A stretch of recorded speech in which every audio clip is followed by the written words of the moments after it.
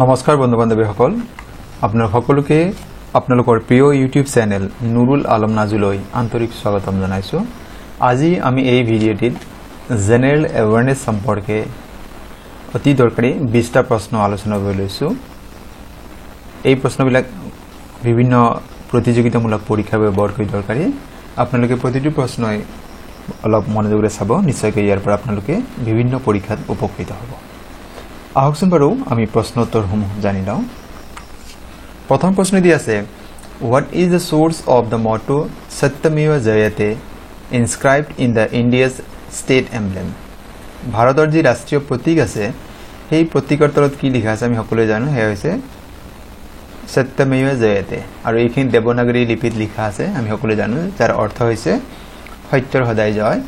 এই কথাখিনি ভাৰতৰ ৰাষ্ট্ৰীয় প্ৰতীকৰ তলত লিখা সত্যমেৱা জয়তে কথাষাৰ কোৰ পৰা লোৱা হৈছে তাৰ উৎসটো কি হয়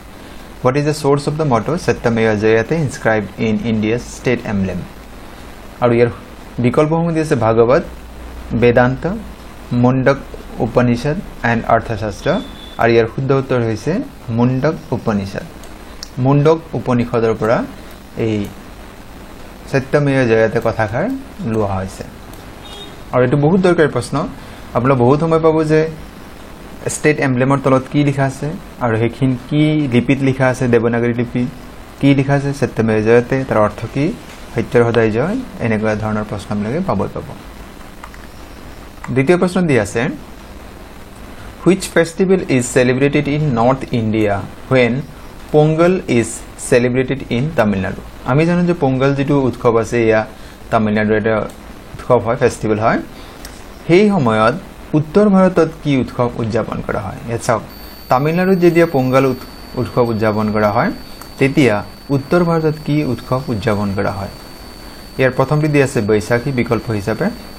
দ্বিতীয়টি বিহু তৃতীয়টি হোলি আৰু চতুৰ্থটি দি আছে মকৰ সংক্ৰান্তি আৰু এই প্ৰশ্নৰ শুদ্ধ উত্তৰ হৈছে মকৰ সংক্ৰান্তি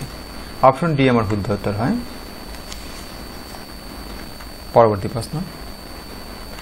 কিছু ইনফৰমেশন আমি জানি এই মকৰ সংক্ৰান্তি সম্পৰ্কে Makar Sankranti is the festival celebrated in North India when Pongal is celebrated in South Indian especially in Tamil Nadu যেটো মকৰ সংক্ৰান্তি হয় it is the harvesting season of the tropical crops and it is celebrated in the month of January গতি আমি বহুত কথা ইয়াত আমি গম পালো অতিৰিক্ত কথা গতি আমাক দিব পাৰে যে মকৰ সংক্ৰান্তি কেতিয়া পালন কৰা হয় পৰৱৰ্তী প্ৰশ্ন which of the following persons is known as the father of modern olympics নিম্নলিখিত কোন গৰাকী ব্যক্তিক আধুনিক অলিম্পিকৰ পিতৃ বুলি কোৱা হয় ইয়াত সব যিখিনি ব্যক্তি নাম দি আছে তাৰ শুদ্ধ উত্তৰটি হৈছে পিএডি কুবেৰ্টিন অপচন বি আমাৰ যেটো দিয়া আছে হেয়া শুদ্ধ উত্তৰ পিএডি কুবেৰ্টিন আমি সকলোৱে জানো যে মডাৰ্ন অলিম্পিক গেমছ আৰম্ভ হৈছিল 1896 6th of April 6 এপ্ৰিল 1896 চনৰ পৰা আধুনিক অলিম্পিক খেল আৰম্ভ হৈছিল পৰৱৰ্তী প্ৰশ্ন which of the following book is not written by Munshi Premchand নিম্নলিখিত চাৰিখন কিতাপ দি আছে চাৰিখন এখন কিতাপ মুন্সী প্ৰেমচন্দৰ নহয় সেই কিতাপখনৰ নাম আমি ক'ব লাগে ইয়াত চাওক কফন এটো মুন্সী প্ৰেমচন্দৰ হয় ঈদগাহ মুন্সী প্ৰেমচন্দৰ হয় গোদন এটো মুন্সী প্ৰেমচন্দৰ হয় আৰু ইয়াত কেৱল থাকিল এটা পঞ্চতন্ত্ৰ আৰু আমি সকলোৱে জানো যে প্ৰেমচন্দ নামৰ যিখন গ্ৰন্থ এয়া বিষ্ণু শৰ্মাই লিখা হয় গতিকে অপচন সি আমাৰ শুদ্ধ উত্তৰ question 5 which of the following is the first missile which has been developed in India ভাৰতত নিৰ্মিত প্ৰথম মিসাইলটোৰ নাম কি ইয়াৰ শুদ্ধ উত্তৰ হৈছে পৃথ্বী আৰু ইয়া 1983 চনত ইয়া ডেভেলপ কৰা হৈছিল বা ইয়াত হজোৱা হৈছিল develop question number 6 the Dulip trophy is associated with which sports Dulip trophy কি খেলৰ লগত জড়িত শুদ্ধ উত্তৰ হৈছে ক্ৰিকেট অপচন সি শুদ্ধ উত্তৰ question number 7 which of the following person is known as Bismarck of India নিম্নলিখিত কোনজন ব্যক্তিক ভাৰতৰ বিসমাৰ্ক তেওঁৰ যি দূৰদৰ্শিতা সেইভাবে কোৱা হয় তেওঁৰ যি দেখ কেনেকৈ দেখৰ বিভিন্ন মাজত ঐক্য কিদৰে আনিব লাগে এই বিভিন্ন বিষয়ে তেওঁৰ যে অবদান সেই বিষয়ে সেইজন ব্যক্তিক ভাৰতৰ বিস্মাৰ্ক বুলি কোৱা হয় আৰু সেই ব্যক্তিজন হৈছে সৰ্দাৰ Vallabhbhai Patel Question number 8 Who was the director of the multiple award winning Assamese film Village Rockstar বহুতো পুৰস্কাৰ লাভ কৰিবলৈ সক্ষম হোৱা ভিলেজ ৰকষ্টাৰ নামৰ অসমীয়া চলচ্চিত্ৰৰ পৰিচালক কোন শুদ্ধ উত্তৰটি হৈছে হিমা দাস শুদ্ধ উত্তৰটি হৈছে অপচন বি ৰীমা দাস বি হ'ব অপচন ৰীমা দাস হিমা দাস ক্ৰীড়াৰ লগত জড়িত খেলৰ লগত জড়িত গতিকে আমাৰ এই প্ৰশ্ন আমাৰ কোৱেশ্চন নম্বৰ 8 ৰ শুদ্ধ উত্তৰটি হ'ব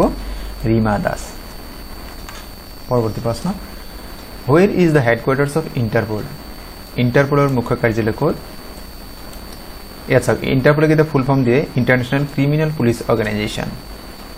আৰু ইয়াৰ শুদ্ধ উত্তৰ হৈছে লিয়ন ফ্ৰান্স অপচন সি শুদ্ধ উত্তৰ ইন্টাৰপোলৰ মুখ্য কাৰ্যালয় হৈছে ফ্ৰান্সৰ লিয়ন চহৰত আৰু ইন্টাৰপোলৰ জন্ম হৈছে ইন্টাৰপোল ফৰ্ম হৈছিল গঠন হৈছিল 1923 চনৰ ছেপ্টেম্বৰ মাহত question number 10 ঘুমৰ is a folk dance of ঘুমৰ কোন ঠাইৰ লোকনৃত্য শুদ্ধ উত্তৰটি হৈছে ৰাজস্থান আপোনালোকে হয়তো ঘুমৰ শব্দটোৰ স্পেলিং কেতিয়াবা GHOOMAR এই হিচাপে পাব পাৰে দুটা স্পেলিং শুদ্ধ হয় গতিকে এইটো ঘুমৰ আৰু এইটো ঘুমৰ একেটা হয় ঘুমৰটো কি হয় এয়া হৈছে ৰাজস্থানৰ এক লোকনৃত্য Question number 11 Who is popularly known as the missile man of India নিম্নলিখিত কোনজন ব্যক্তিক ভাৰতৰ মিসাইল মানৱ বুলি জনা যায় আৰু আমি নিশ্চয় সকলোৱে জানো এয়া হৈছে ডক্টৰ APJ আব্দুল কালাম তেওঁ পিপলছ প্ৰেসিডেন্ট বুলিও জনা যায় Question number 12 The Pravasi Bharatiya Divas is held in India in the month of correct answer is January প্ৰতি বছৰ জানুৱাৰী মাহৰ 9 তাৰিখে প্ৰবাসী ভাৰতীয় দিৱস পালন কৰা হয়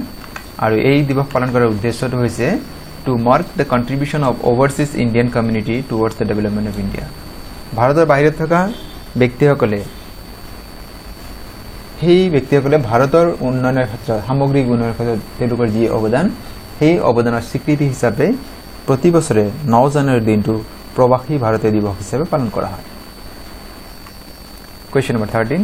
বিশ্বৰ কোন দেশে প্ৰথমবাৰৰ বাবে সমগ্ৰ দেশতে 5G মোবাইল নেটৱৰ্ক সেৱাৰ ব্যৱস্থা কৰি দিছে আৰু ইয়াৰ শুদ্ধ উত্তৰ হৈছে south Korea Which country launched the world's first nationwide 5G mobile network গতিকে শুদ্ধ উত্তৰ হৈছে দক্ষিণ কোৰিয়া সমগ্ৰ দেশতে 5G মোবাইল নেটৱৰ্ক সেৱাৰ ব্যৱস্থা কৰি দিছে Question number 14 গৰমপানী ওয়াইল্ডলাইফ স্যাংচুয়াৰি ইজ লোকেটেড এট গৰমপানী বন্যপ্ৰাণী অভয়াৰণ্য কোন জিলাত আছে শুদ্ধ উত্তৰ হ'ব কাৰ্বি আংলং জিলাত অপচন এ শুদ্ধ উত্তৰ Question number 15 Which planet in our solar system is known as red planet আমাৰ সৌৰজগতৰ কোনটো গ্ৰহক ৰঙা গ্ৰহ বুলি জনা যায় শুদ্ধ উত্তৰ হ'ব অপচন সি মাৰ্স পৰৱৰ্তী প্ৰশ্ন Which of the following is known as the brain of a computer তলত উল্লেখ কৰা কোনটো কম্পিউটাৰৰ ব্ৰেইন বুলি কোৱা হয় কম্পিউটাৰৰ মগজু বুলি কোৱা হয় শুদ্ধ উত্তৰ হৈছে CPU অপচন বি CPU ৰ ফুল ফৰ্ম হৈছে central processing unit Question number 17 Who was the first president of INC Indian National Congress ভাৰতীয় জাতীয় কংগ্ৰেছৰ প্ৰথম সভাপতি কোন আছিল শুদ্ধ উত্তৰটি হৈছে ওমেশ চন্দ্ৰ বেনাৰ্জী এটা বহুত দৰকাৰী প্ৰশ্ন প্ৰায় পৰীক্ষা দিয়া থাকে এই প্ৰশ্নটি আহকচোন বাৰু লগতে আন কিছু কথা আমি জানিলো ইয়াৰ লগত জড়িত যে ভাৰতীয় জাতীয় কংগ্ৰেছ বা ইণ্ডিয়ান নেশ্যনেল কংগ্ৰেছ ইয়াৰ জন্ম হৈছিল 1885 আৰু INC বা Indian national congress this is the first political party in India ইয়াৰ প্ৰথম অধিৱেশন হৈছিল মুম্বাইত first female president of INC Sarojini Naidu আৰু the British officer who helped in the formation of INC ইংৰাজ বিষয়াজন যিজনে ভাৰতীয় জাতীয় কংগ্ৰেছ জন্মৰ ক্ষেত্ৰত সহায় কৰিছিল সেই ব্যক্তিগৰাকীৰ নাম হৈছে A.O. হিউম বা এলেন অক্টিভিয়ান হিউম আপুনি এই পেজটো আপুনি কাইন্ডলি স্ক্ৰিনশ্বট লৈ ল'ব ইয়াত বহুত দৰকাৰী কথা আছে আৰু প্ৰায় ইয়াৰ পৰা আপোনালোকে প্ৰশ্ন পাই থাকিব Question number 18 The first Indian satellite Aryabhatta was launched in ভাৰতৰ প্ৰথম কৃত্ৰিম উপগ্ৰহ আৰ্যভট্ট কোন চনত উৎক্ষেপণ কৰা হৈছিল শুদ্ধ উত্তৰটি হৈছে 1975 1975 চনত ভাৰতৰ যেটো প্ৰথম আৰ্টিফিশিয়াল স্যাটেলাইট হেয়া উৎক্ষেপণ কৰা হৈছিল Question number 19 Who among the following was responsible for the Jallianwala massacre Jallianwala হত্যাকাণ্ডৰ বাবে তলত উল্লেখ কৰা কোনগৰাকী ব্যক্তি দায়ী শুদ্ধ উত্তৰ আমি নিশ্চয় সকলোৱে জানো যে জেনাৰেল ডায়াৰে যেতিয়া নিৰ্দেশ দিছিল গুলি চলাবৰ বাবে তেতিয়া নিৰ্বিচাৰে জালিয়ানৱালাবাগত সংঘটিত হোৱা নিৰীহ জনৰ ওপৰত গুলীবৰ্ষণ কৰা হৈছিল আৰু এই ঘটনাটি ঘটিছিল 1919 চনৰ 13 এপ্ৰিল তাৰিখে পাঞ্জাব অমৃতসৰৰ জালিয়ানৱালাবাগ নামৰ ঠাইত আৰু সেই সময়ত পাঞ্জাবত বৈশাখী নামৰ উৎসৱ উদযাপন হৈ আছিল সেই তাৰিখটো Question number 20 World Population Day বা বিশ্ব জনসংখ্যা দিৱস কোন তাৰিখে পালন কৰা হয় World Population Day is celebrated on 11 July 20 July তাৰিখে 11 জুলাই তাৰিখে বিশ্ব জনসংখ্যা দিৱস পালন কৰা হয় মোৰ বন্ধু-বান্ধৱীসকল আজিৰ ভিডিঅ'ৰ বিষয়বস্তু ইমানে আপোনালোক আজিৰ ভিডিঅ'ৰ বিষয়বস্তু আৰু ইয়াৰ উপস্থাপন কেনে পালে জনাবলৈ নাপাহৰিব আৰু কিবা ভুল ত্ৰুটি থাকিলে আপোনালোক আঙুলিয়াই দিলে মই নথৈ আনন্দিত হ'ম আৰু আজিৰ 20টা প্ৰশ্ন আপোনালোকে কিমান নম্বৰ লাভ কৰিলে কমেন্ট যোগে জনাব বুলি মই আশাৰে বাট চাই ৰলো আৰু আপোনালোকলৈ বিশেষ অনুৰোধ আমি সদায় মই অনুৰোধ কৰি থাকো যে আপোনালোকৰ যদি কোনোবাই প্ৰথমবাৰ মোৰ চেনেলটি চাই আছে এতিয়ালৈকে সাবস্ক্ৰাইব কৰা নাই চেনেলটি সাবস্ক্ৰাইব কৰিব বুলি আশা থাকিল আৰু কাষত থকা বেল আইকন প্ৰেছ কৰি দিলে পৰৱৰ্তী সময়ত মই যিমান ভিডিঅ' আপলোড কৰিম তাৰ নটিফিকেশ্যন পাব আৰু আজিৰ ভিডিঅ'টি সম্পূৰ্ণকৈ চোৱাৰ বাবে আপোনালোকলৈ অশেষ ধন্যবাদ